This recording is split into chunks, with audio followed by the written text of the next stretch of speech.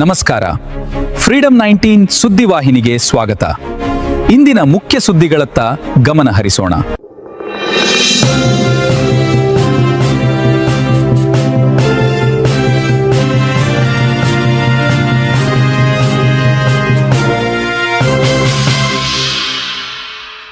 ನಮಸ್ಕಾರ, ನೀವು ನೋಡ್ತಾ ಇದ್ದೀರಾ ಫ್ರೀಡಂ 19 ನ್ಯೂಸ್ ಚಾನೆಲ್.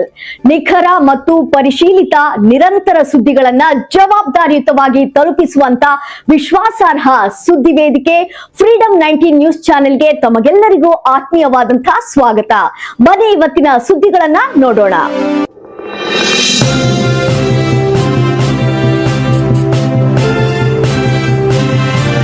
ಜ್ವರಬಾಧಿತ 40 ವಿದ್ಯಾರ್ಥಿಗಳು ಆಸ್ಪತ್ರೆಗೆ ದಾಖಲು.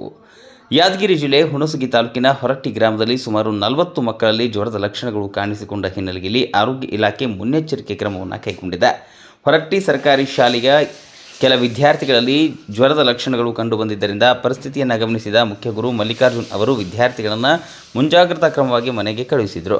ಬಳಿಕ ಶನಿವಾರ ಹಲವಾರು ಮಕ್ಕಳಲ್ಲಿ ಜ್ವರದ ತೀವ್ರತೆ ಹೆಚ್ಚಾದ ಕಾರಣ ಅವರನ್ನು ಕೊಡೆಕಲ್ ಸರ್ಕಾರಿ ಪ್ರಾಥಮಿಕ ಆರೋಗ್ಯ ಕೇಂದ್ರಕ್ಕೆ ದಾಖಲಿಸಿ ಚಿಕಿತ್ಸೆ ನೀಡಲಾಗ್ತಾ ಇದೆ. ಒಟ್ಟು 20 ಮಕ್ಕಳಿಗೆ ಹೊರರೋಗಿ ವಿಭಾಗದ OPD ಚಿಕಿತ್ಸೆ ನೀಡಲಾಗುತ್ತಿದ್ದು 4 ಮಕ್ಕಳನ್ನು ಆಸ್ಪತ್ರೆಯಲ್ಲಿ ದಾಖಲಿಸಲಾಗಿದೆ. ಉಳಿದ ಮಕ್ಕಳನ್ನು ಚಿಕಿತ್ಸೆಗೆ ನೀಡಿ ಮನೆಗೆ ಕಳುಹಿಸಲಾಗಿದೆ. ಎಲ್ಲ ಶಾಲಾ ಮಕ್ಕಳ ಆರೋಗ್ಯ ಸ್ಥಿತಿಯನ್ನು ವೈದ್ಯರು ನಿಗಾ ವಹಿಸುತ್ತಿದ್ದಾರೆ. ಸುರಪುರ ತಾಲೂಕು ಆರೋಗ್ಯಾಧಿಕಾರಿ ಡಾಕ್ಟರ್ ವೆಂಕಪ್ಪ ನಾಯಕ್ ಆಸ್ಪತ್ರೆಗೆ ಭೇಟಿ ನೀಡಿ ಪರಿಸ್ಥಿತಿಯನ್ನು ಪರಿಶೀಲಿಸಿದರು.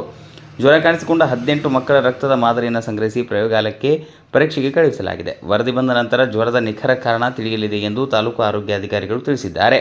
ಮಕ್ಕಳಿಗೆ ಅಗತ್ಯ ಚಿಕಿತ್ಸೆ ನೀಡಲಾಗುತ್ತಿದ್ದು ಪೋಷಕರು ಆತಂಕ ಪಡುವ ಅಗತ್ಯವಿಲ್ಲ ಎಂದು ಆರೋಗ್ಯ ಇಲಾಖೆ ತಿಳಿಸಿದೆ.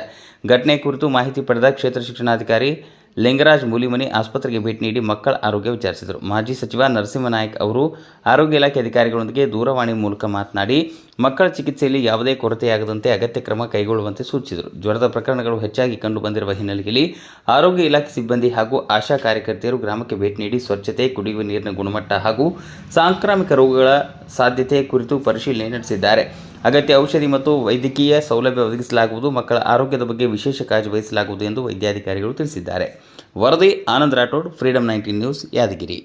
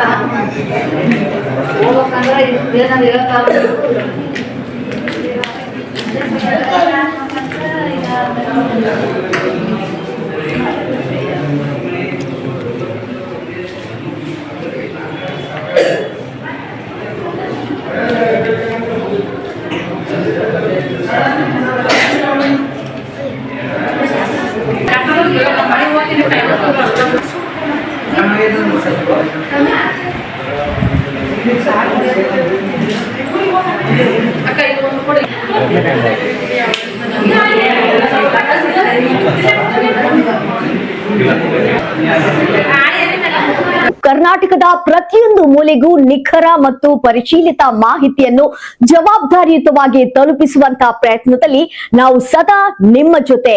ಫ್ರೀಡಂ 19 ನ್ಯೂಸ್ ಚಾನೆಲ್ನ ವೀಕ್ಷಕರಿಗೆ ಧನ್ಯವಾದಗಳು. ಮತ್ತೆ ಭೇಟಿಯಾಗೋಣ ಮುಂದಿನ ಸುದ್ದಿಗಳೊಂದಿಗೆ. ನಮಸ್ಕಾರ.